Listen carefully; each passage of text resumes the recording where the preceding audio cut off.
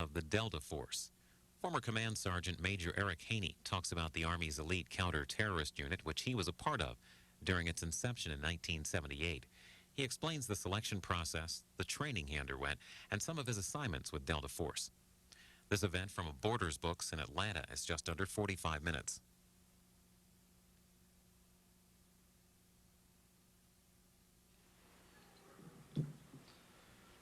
On behalf of Borders and Buckhead, we thank you for joining us this evening as we host retired Command Sergeant General and Georgia author Eric L. Haney for a discussion, question and answer session, and book signing for his book, Inside Delta Force, the story of America's elite counterterrorist unit. In Inside Delta Force, Mr. Haney says, "For 20 years, I served America in the most demanding and dangerous units in the United States Army. As a combat infantryman, as a ranger, and ultimately as a founding member and 8-year veteran of the Army's supersect counterterrorist arm, Delta Force." Haney continues, "This is my story of that perilous yet fascinating world, as seen through my eyes and lived in my skin, told as honestly and faithfully as I can. I can do no more than that. And in honor of my fallen comrades, I can do no less." Please join me in welcoming Eric L. Haney to Borders Books and Music in Buckhead.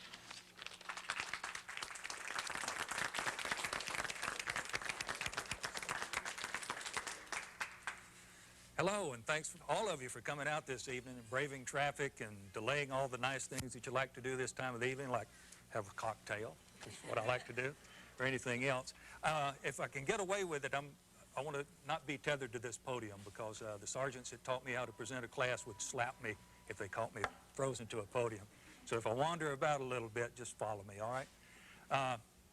Obviously, I wrote a book, and one of the questions that I get quite often is why? And it's caused me to think a lot about that because I had to clarify what my objectives were while I was doing that. And objective turned out to be the principal word. Objective is one of the 9 principles of war, and it's defined as a clearly identifiable and attainable goal. And you should always have that for any undertaking, and just in normal courses of life.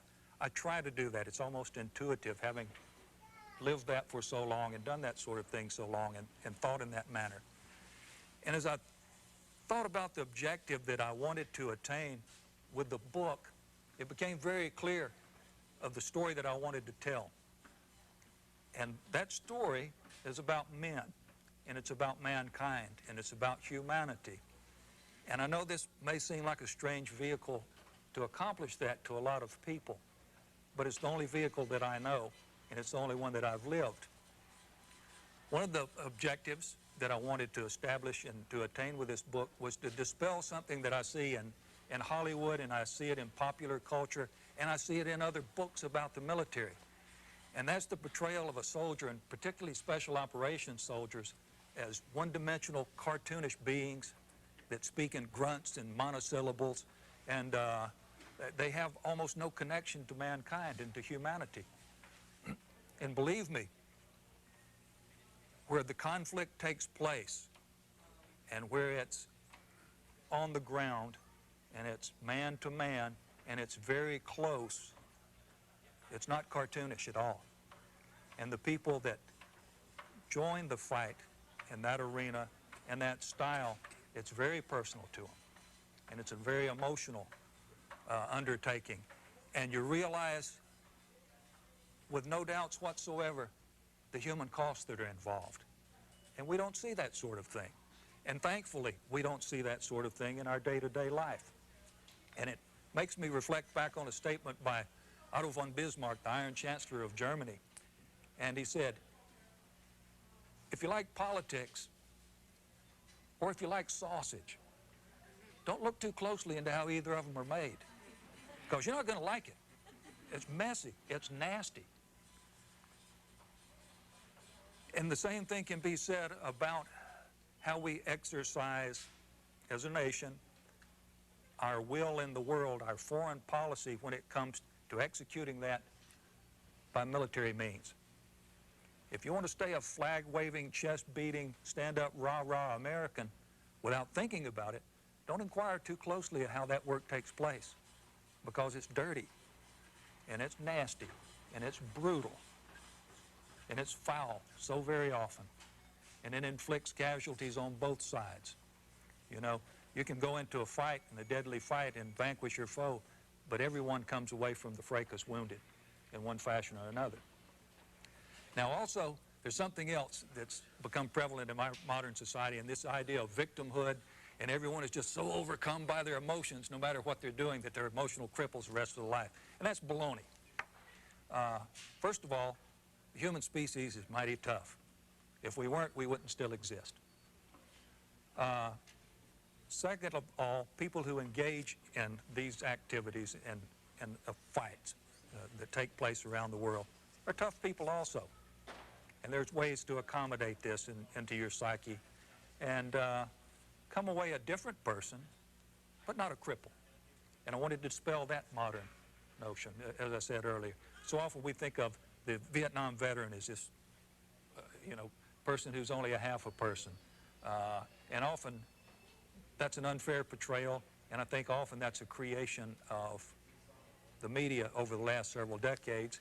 And it's also something that's been ridden to effect by people that are just not fully engaging in life by their own choice. I'm not to say that there are not those who don't come away very wounded emotionally from combat, but it's not as prevalent as you would be made and led to believe. Having said that, I want to read just a little page out of here, and then I'm going to open it up for questions. And I hope what I've done with this page is set the tone and the feeling for the rest of the book, and that the examples, the stories, just as I tell this tale in the book, brings these things home to you. I have to use my middle-aged eyes for this. Years ago, I didn't have these. Close, brutal combat puts a callous layer on each individual who undergoes the experience. With some men, their souls become trapped inside those crude layers, and they stay tightly bound up within themselves, unable or unwilling to reach outside that hard protective shell. For others, the effect is just the opposite. That coating becomes like a looking glass, highlighting and magnifying the things that are really important in life. Every sensation becomes precious and delicious, even the painful ones, sometimes especially the painful ones. I feel that's what my experiences have done for me. I hate the destructiveness and waste of warfare, but I love the sensation of it. In combat, mankind is seen in absolutes, at his very best or his very worst. There are no in-betweens. No one has a place to hide. War has also taught me that each one of us contains every ingredient of the human recipe. By varying measure, we are all cowards and brave men, thieves and honest men, selfish and selfless men, malingerers and champions, weasels and lions.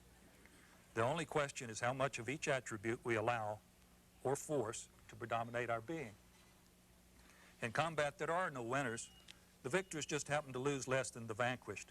One side may impose its will on the other, but there is nothing noble or virtuous about the process. People are killed and maimed. Homes and communities are destroyed. Lives are shattered. Families are broken apart and scattered to the wind. And just a few years later, we can barely remember why. Above my desk is a picture taken in 1982 of B Squadron, my old Delta unit. It is one of the very few group photos ever taken within our organization. It shows a group of hardened Special Operations combat veterans. In the course of the next decade, nearly every man in that photo would be wounded at least once, some multiple times. Many are maimed or crippled for life. A number would be killed in action. All of us are freighted with the memories of those times and events, and all of us are better men for the experience. You're going to be the ultimate judge if I attained those objectives that I established with the book. It's my hope that I did, and it's my hope that you enjoy it. And my hope also that you come away with a better appreciation of ourselves as American citizens, of our position in the world, and of those really dedicated and selfless men who willingly go in harm's way to protect all of us. and make this a safer world for us and a safer world for our children. So with that, I'm prepared to evade all questions. There you go ahead. Yes, ma'am. Based on having read the inside cover of the book, how come you're allowed to write this book? Everything says that it's unbelievably top secret missions, and I was surprised that you're even the government. That's a great question. She asked, given everything in this, the top secret nature of it, how was I allowed to write the book? Okay. I'm going to give you the first part of that is highly self-censored myself as I went along writing the book, and I was adamant that I would say nothing that would cause harm or detriment to my comrades or to the organization or provide support to any potential terrorist. Second one is a legal one. We're a combat unit and not an intelligence function, and the CIA has to vet all their books if they talk about current agents and current actions, and this has none of that. This is ancient history, most of it, because the bulk of this took place more than 20 years ago, or about 20 years ago. That is a good question, good concern. Yes, ma'am? I'd like to know, is the Signal Corps part of the function organization of Delta Corps, or where does that fit into the hierarchy and its function? Every combat organization has elements of the Signal Corps within it. Your people who provide the communications, their branch of service within the Army is the Signal Corps. Now within Delta, they're very, very specialized, and those guys come out of the Special Forces communications elements. Okay, now, if a person might have theoretically been Green Beret and Signal Corps, how does their function, what is their function? Their function is to provide communications for the Special Forces units. The ones in Delta Force, communicators, are invited to come there because they're the very tops in their own field. So they're like specialists? Yes, they are. Quite so. You must have a son that's in the Signal Corps. Can I get someone back here? I'm going to get you and fellow waving in the back. Yeah. You spoke about the need for objectives or to understand your objectives. Were there ever any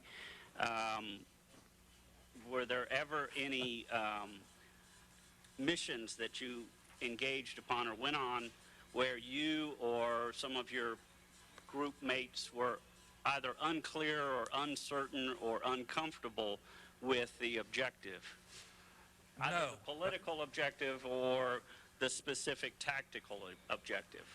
A long-term strategic objectives of the nation, there were some where I would have to think about what we were trying to do, what our nation, and sometimes I wrestled around a little bit with that, sometimes more than a little bit. But there were two things going, or the principal thing was I was a soldier under oath to perform legal duties. Now, in the final analysis, a legal order is determined by only one person, and that's the individual carrying it out. Having said that, I never in my career had the slightest inkling that any order that I was to carry out even came close to being illegal orders. Yes, this lady.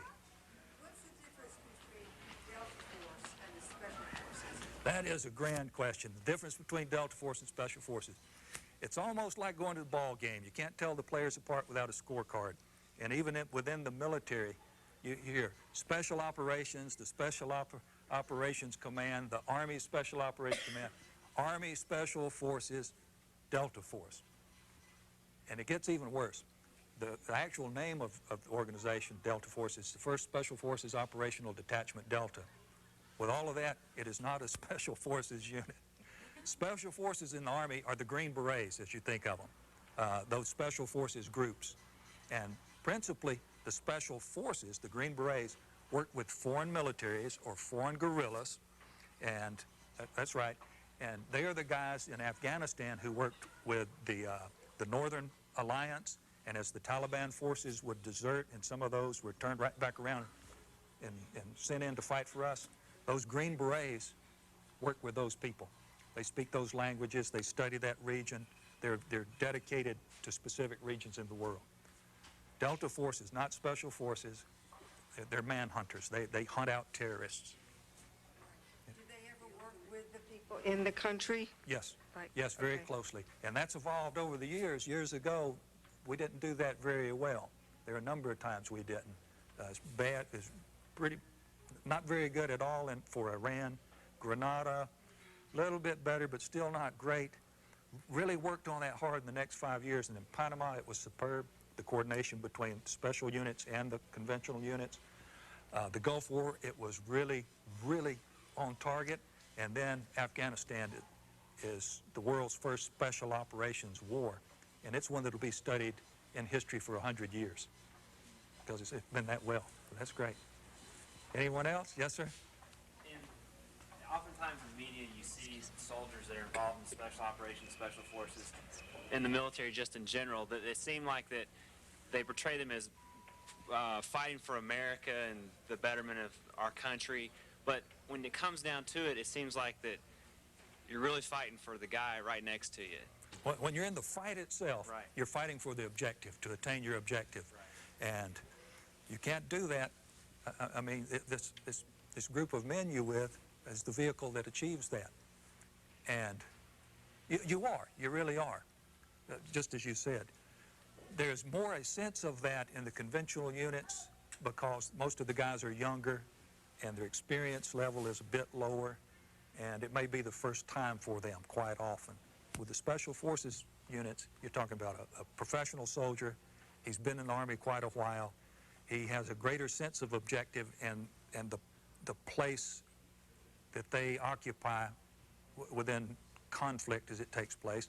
And also they understand very well American foreign policy in the region that they're working, because at that time they're the instrument of that foreign policy.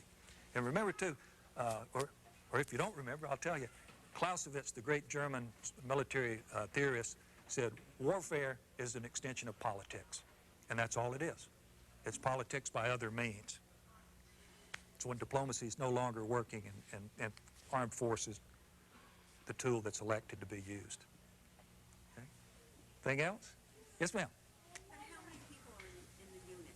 Not many, and I'm going to leave it at that. Okay. but there are enough. There are enough for the jobs. There's certainly enough for that. Yes, Jane? This might be a follow-on to her question. 8 years in that unit, and for the guys that are in it, you've got to ratchet up, prepare for one mission, come back, stand down. You never know when you're going to be assigned another mission. And for yourself and for others, can you just tell me how you contended with that? I mean, 8 years of doing that, getting on mission, getting off mission, getting ready for one. Your families don't know what's going on. You hardly ever do yourself, probably, even when you get back. How did you and the other guys within Delta contend with that continual type of stress? I'll tell you this. The content of every man's vessel is different. Your ability to contend with that. And some of our fellows in the unit elected to leave rather early. Not many, but some did. Also, well, I was going to get on track about wounded and killed, but that doesn't pertain here. It is wearing, but at the time, it's like being under any other type of stress. You can't tell it. You know, you really don't know it in your own life. But first thing is physical fitness. You know, in that organization, they keep the fitness far above that of a professional athlete, and there's no off season. So as you know, that carries you through mental stress. It carries you through combat for many days, just being in excellent physical condition. But it does erode you. You know, it wears you down. It's the sand blowing in the wind against a rock, and it takes its toll. And once I checked out of the unit, by the time we got to Panama, I realized it because it felt like, you know, Atlas had taken the world off. And I was light again, and I hadn't felt that way in years and years. Fortunately, since that time, they've achieved enough of a size so that the guys within the unit, after a number of years, right in the crucible, there are places in the unit that he can step over to for a year or so.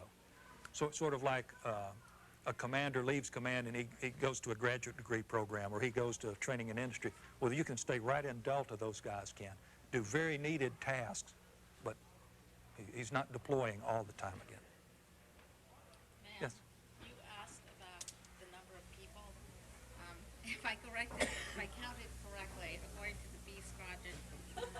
pictures, there are 38, so. But that was just one element 20 years ago. Yeah, there's much more. Yes? You're a founding member. What was the impetus to found Delta Force? What was the reason for it? Was there something wrong with the military up until then, or were they finding it lacking? Having founded it, or having decided to found it, why were you and your fellow original members chosen? I'll give you a long tale on that, so everyone bear with me or you can get up and leave. Was there something wrong? There was something badly wrong in the Army at that time. We were not long out of Vietnam. The morale of the Army was bad. Often I think the senior members of the officer corps had neglected their duties. The old professional NCO corps, a lot of them had been killed off. Takes a long time to grow those guys. In 1974, when we formed the Rangers, it was because there was no infantry battalion in the Army that could deploy in a 36-hour notice to someplace in the world. That grew out of the 73 Arab-Israeli War. Then throughout the 70s, we were taking a pasting from terrorism. Airplane hijacking was a growth industry. Can't hear? I'll shout a little louder. Okay. Aircraft hijacking was a growth industry. We had lost some ambassadors killed to terrorists. We had lost a couple of embassies attacked, sacked, and burned, and it was going to get worse. Charlie Beckwith, our original commander, had been screaming for 15 years about the requirement for this type of unit. Finally brought it into being. Then the men who originally came into it, we were recruited out of the Rangers and the Special Forces groups. People who liked that sort of thing to begin with and have a propensity to it. And that's how the selection came about. That's how the organization came about. Can you describe the circumstances and tell us the story of your most dangerous mission? No, I really can't. That's in the book. Yeah, which would you consider your most dangerous mission? Tell us that story. I really couldn't do it. I honestly can't. I mean, that's why I wrote a book. I had the luxury of sitting at the computer and thinking about that. Most dangerous? All right, I'll pick one for you then. Tell us the story of either the Iranian hostage rescue or the Noriega story. Well, Noriega came about after I left the unit. I was in Panama, you know, in the fight against the Panamanian forces. Oh, gosh. The Iran hostage rescue mission. Long, difficult preparation for that. Absolute, utter lack of intelligence provided by the National Command Authority. The CIA neither had agents in country nor would put agents in country, and absolutely refused to provide us the intelligence we needed. And that wasn't just there. That lasted for years, and unless it's been cured recently, it's still a fact. We could get into country with the Air Force putting us down in the desert. We had helicopters from the Navy to leap forward from there to go eventually to Tehran.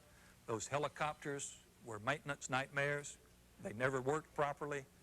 They never functioned in any of their rehearsals that we had in preparation for that mission. And that eventually turned out to be the downfall of the operation. And I put this in my book. One of the things came out, I was the last man to get on the plane to get out of Iran. We had just gotten out of a burning C-130 that had been hit by a helicopter, and we exploded. And that was a refueling bird, and we were sitting on the jet fuel on the floor of the plane in rubber bladders. And later I reflected on this. After I got out of the plane, everyone was burned. We lost 8 men killed on that. In Delta selection, in the psychological testing, there's always a question that came up, what are you afraid of? And I never had the slightest hesitation to write it down, fire, because I'm terrified of fire. And, you know, I must have burned at the stake during the Inquisition. And then, you know, for this, to say, geez, you know, here I am, and fire. You know, so you know, it was harrowing, but, you know, those things don't last forever. You know, I mean, you can go on and do something else. You know, everything comes to an end eventually.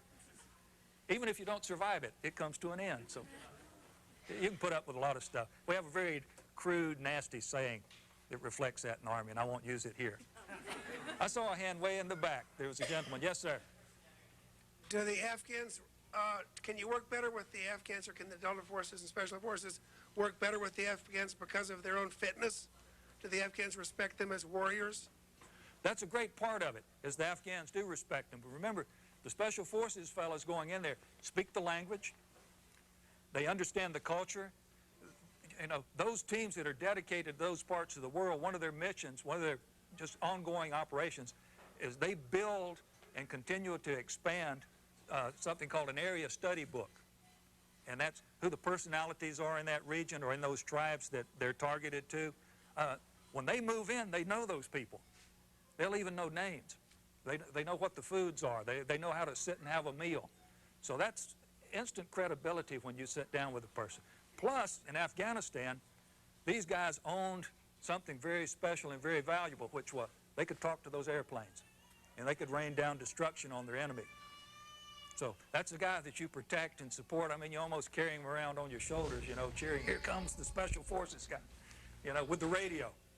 And he knows how to organize us. And that was the big thing with those forces. We heard all this rhetoric, oh, the Afghans are great fighter, yeah. Afghanis are very brave, but their bravery in a fight is not sustainable, and their idea of a good fight is one that makes a lot of noise. And you always see this picture. AK up over a berm, you know, just rip it off, you know. Yeah, Mohammed, that was great. How many we kill? I don't know. Let's go back and have tea. And those Special Forces soldiers said, no, that's not good enough. Put your rifle to your shoulder, Abdullah. Look down the top of it. Yeah, these sights, you know, see, line these things up. Shoot that man in the chest. Wasn't that a lot more fun? He said, yeah, that was great.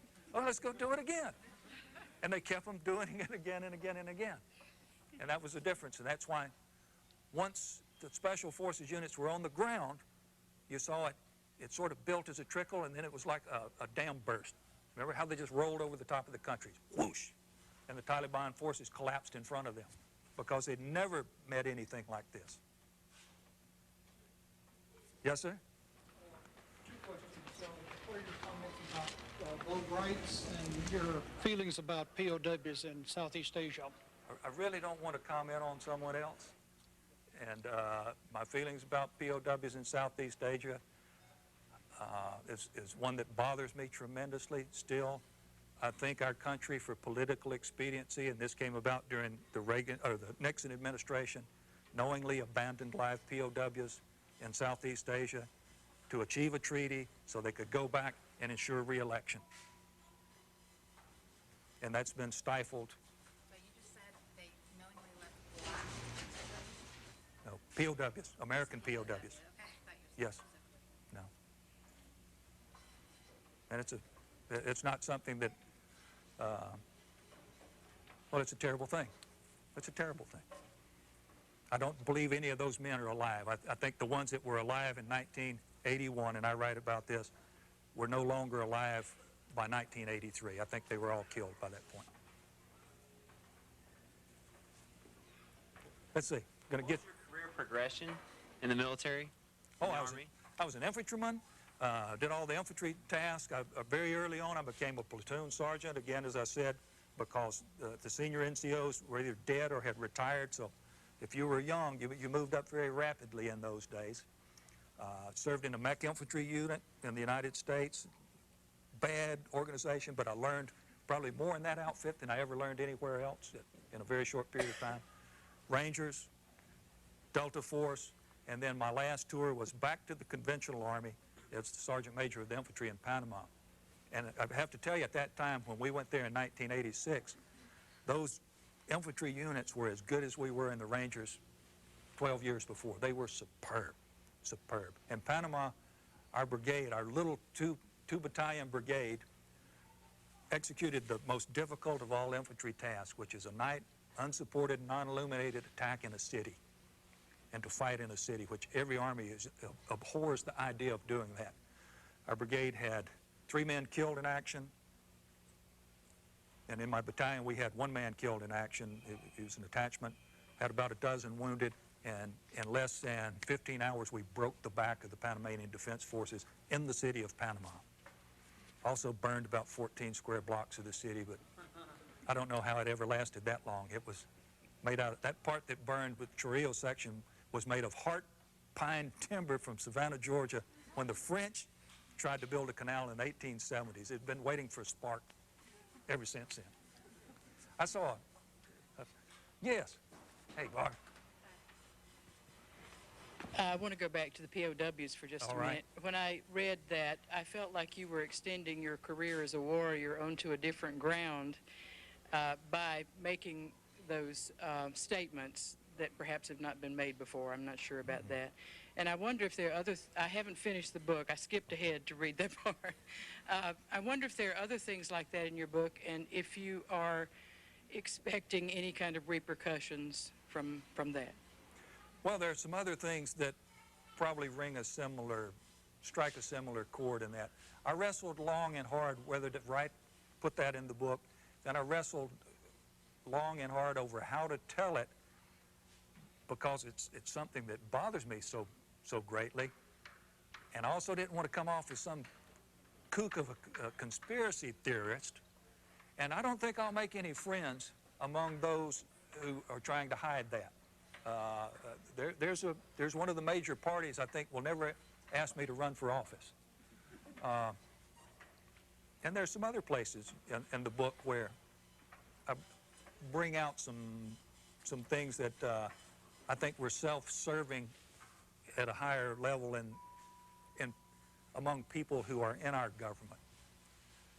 I don't make that as an indictment of our government then or at all, but it's part of Eric's maturing process over those years, where I realized there are people in positions sometimes who do things for venal reasons, and they're not for the good of the nation. And that's hard to understand when everyone you're surrounded with will lay down their life for what we're trying to do, and then to comprehend that someone will do something to move up another step in their career ladder, or would hide something for the same purposes, is just astounding. And it's something you just have to work into your life and not become bitter, and just realize that's one of the poorer sides of being a human. You know, but we, as I say in that little opening, we contain all of that. You know, none of us are 100% one way. No one's 100% weasel. Even a person who's a tremendous weasel has some great qualities to them. They're just hiding them at that time. So I know that's a long way of saying that, but I was trying to answer that. Okay. Yes, ma'am. I had, in reaction to the question about the Iranian hostages, I haven't read the book yet, and there may be other things that you don't tell. It sounds to me as if you're saying that the United States did nothing, or did not do anything major to try and rescue the hostages because of faulty airplanes. No. For mechanical problems. Absolutely not. I was 100 miles from the city of Tehran in the desert. We'd invaded the country. We were 600 miles inside their territory. We did a tremendous amount to try to rescue those hostages. Read the book. You'll find that out. Yes, sir. And I'll get you. CH-47, the Chinook, been a better helicopter for that operation? That was our feeling in the military, and part of the statements earlier on had been, well, the CH-47 Chinook helicopter didn't have the range. While we were rehearsing to go to Iran, a squadron of Chinooks had flown transatlantic nonstop. But it was one of those political things. That was the portion that was going to belong to another service, to the Navy, and the admiral said weren't going to give that up no matter what. And I make a comment about, funny, I never heard those guys stand up later and say, you know, I made a mistake. You know, one of those that hid. Yes, ma'am. Does Delta Force work with the CIA, you know, with the terrorists and finding people, you know, do they have any connection? Yes, there is a connection between the two, and that's a long and open. What's going on now, you know, with finding terrorists and yes, seeking them out in our country? Is the Delta Force? It is, but it's going to have to grow on the parts of the agency, the CIA, because for the last 15 years, but particularly the last 10 years, they were adamant they would not go in harm's way. They would not put agents on the ground. They tend to protect themselves, and that has to change, and that whole culture is changing, and it won't happen overnight. But I know they're working hard at it. A whole lot of my friends have been hired by the agency, by the CIA, They're scouring the country looking for men with those kinds of skills. They're hired as contract people in the CIA. So, yeah, the effort is being made. It surely is. Yes, sir. I'm going to get to you. First of all, thanks for serving. Oh. When dealing with the highly motivated people that you worked with, and for lack of a better word, maybe macho, when you were planning for a mission or you're training new soldiers, how do you deal with the idea of standing up and saying, I don't think this will work, this is too dangerous, being the one to say, I don't think we should do it? We plan all of our own operations, how the execution of that, the operators in Delta. There's no problem standing up and saying, well, any planning process, when we would do it, would get pretty heated. You know, and if you stood up and said, here's a plan I have, you know, you were standing up in the bear pit with your buddies because they'd hit you from all sides. And we have to, because you have to know what you're going to do has a good chance of success. So it's not, and nobody follows just because, oh, Joe Blowout ranks you. Yeah, sure. Yeah, you know, because you can be just as dead as I can. So that's not a problem. As far as macho, I think there were 2 guys in our unit that you could say acted like they were macho, and we slapped both of those down and took a little bit of that off of them, and they straightened up. You know. Yes, sir. Kind of touched on it, I think, just a little bit.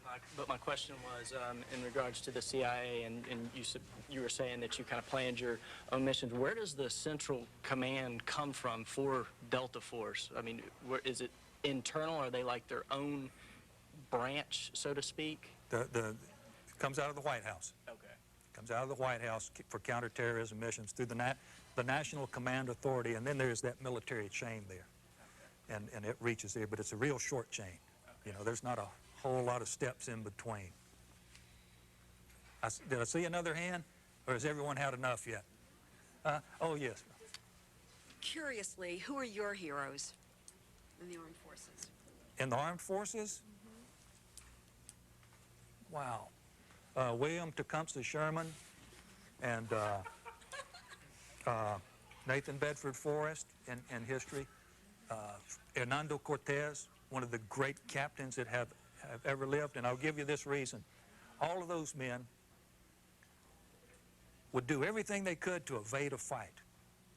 But when they had to fight, they would strike such a blow they never had to do it a second time. And ultimately, you save lives by that. And I tried to do the same thing on a much smaller scale in actions. I knew if you have to do it, you make it just so convincing that no one else for a while is going to say, hey, let's go try that again, you know, because it's fatal. Are we about exhausted? This gentleman here. And then, pardon? Any other talk shows lined up? My sheet actually ran out with this. No, it didn't. There's one CNN on Saturday night at 6 o'clock. Okay. And then supposed to do O'Reilly sometime in the future. He wants to talk about the book, and I think Larry King. And so there'll be some other stuff, you know. You know, you won't hear me stop blabbering for a while. Yes, sir? You talked a lot about the selection process. I was curious, you had 16 completed the first part of selection, and what eliminated the other 12? For the last 6? On the day of disappearances. Failure to meet course standards. And that's all I can tell you, because I don't know. And they didn't know. They weren't good enough. They had not performed to that unknown standard, that unknown quantity of selection, and they were whisked away. They were sent back to the unit with a nice letter that said, you're a great soldier. And that letter was in his hand, and it also went up the chain to the first general in his chain of command, so that all those commanders on down would know when that guy got home, said, this is a great man. Unfortunately, he wasn't selected to come to this unit, but, you know, Captain, Colonel, you need to know what a really good soldier you have there. But the answer is, I don't know. There are only 2 people at any one time who know what the course standards are. It's one of the greatest secrets in the Western world. Do we see anything else? Yes, sir? You've been a soldier, and now you're a writer. So-called. What are you now? A writer. I guess I'm a writer. Storyteller. Yeah, storyteller. Speaking today with my editor and confirmed again, my publisher wants to go ahead and do a 2-book novel deal. And what I'm going to do with that is take one of the stories out of here that was left very questionable in my mind, attach fiction to it, and I get to fix the problem. You know, I get to fix it, and that'll be satisfying. And then I'm going to take that character. He's going to have a different name, and we're going to introduce him to the world. And I'm going to take missions I've done post-military, that I've done for hire, some of the coups and other normal stuff that you do every day, and fictionalize those and pull down the indictments. And if you write a novel, can you then incorporate some of the things you can't say and write it as a novel? I probably can, but again, I'm going to be very careful about, I don't want to give anything to an adversary, and I've had some people question me along with the book, which is, well, somebody's going to say, hey, this is a handbook for terrorists, and I'm going to, and if anybody ever asks it, surprised nobody did here, I'm going to say, well, please do me the favor, point me out for me the page, the paragraph, and the sentence where you think I've done that, and because I would appreciate the look, but I know I haven't. And answer that question, yeah, I'm going to gore some oxes and some sacred cattle a little bit later on, but I have no great fear of doing that anyway. How are you addressed? Commander, Captain, Eric. Deltas, Eric. Special Forces? The title of rank when I retired, my rank title is Command Sergeant Major. And it's written, and it's about that long, 3 long words. The short way, really shorten it and address to that man is Sergeant Major. And it comes out Sergeant Major. Yeah. So it shortens even more. And you're the only guy in the unit who doesn't need a name. Because you're the only Sergeant Major, so everybody knows that, Sergeant Major. Okay. Have we concluded here? Okay, well, great.